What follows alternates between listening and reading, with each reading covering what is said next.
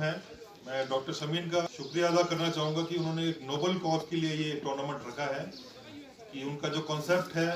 कि लॉकडाउन की वजह से लोग घर में रहते हैं, दूसरे गंदे ख्याल आते हैं, वो जो एनर्जी है, जो पोटेंशियल, उसको प्रॉपर चैनलाइज करने के लिए आपका ये टूर्नामेंट रखा है। ये खेलना जो है एक हमारी तालीम का एक ज़रूरी हिस्सा है। इस जो है बच्चे की वो होनी है,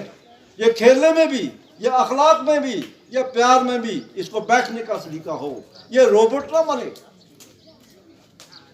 ये कंप्यूटर पढ़ के कंप्यूटर भी पढ़े, ज़रूरी है। दूर दराज इलाका है जहाँ पे उतनी अच्छी रोड कनेक्टिविटी नहीं है, कोई ग्राउंड नहीं है। यूथ हमारा यहाँ का पोटेंशियल बहुत है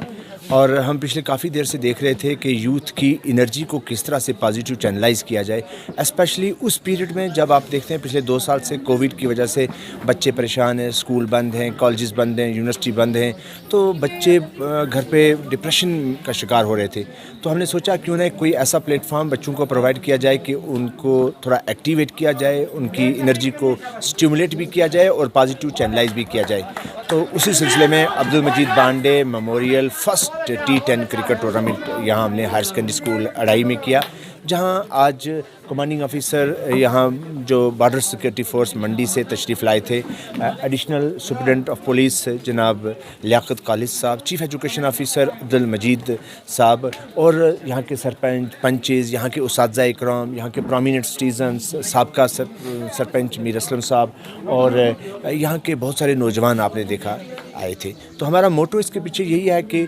बच्चों को ड्रग्स से बाहर